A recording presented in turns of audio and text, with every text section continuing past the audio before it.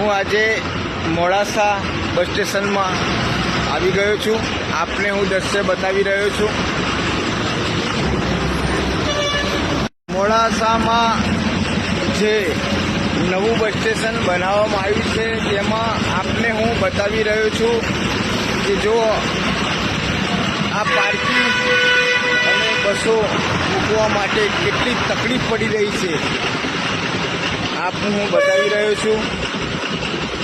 આ ફક્ત મોડાસાનું જે બસ સ્ટેશન બનાવવામાં આવ્યું છે કમાણી માટે, દુકાનો માટે, વેપાર માટે બનાવવામાં આવ્યું છે, પરંતુ જે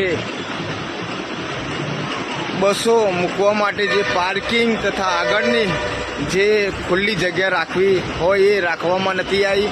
જ્યારે જૂનું બસ સ્ટેશન હતું ત્યારે ખૂબ વિશાળ જગ્યા હતી, પરંતુ જ્યારે નવું આ બસ સ્ટેશન બનાવવામાં આવ્યું છે ફક્ત દુકાનો અને બિઝનેસ માટે બનાવવામાં આવ્યું છે, પરંતુ જે જગ્યા આગળની જે જગ્યા રાખવાની હતી એ રાખવામાં આવી નથી.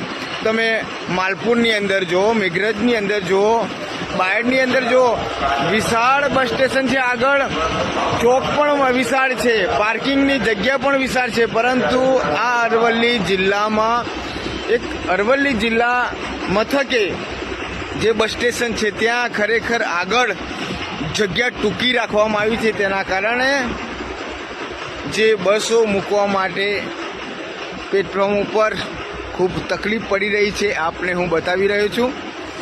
આ જોઈ રહ્યા છો આપ શું હાલત છે અત્યારે. સવારે આ 7 વાગ્યાની વાત છે.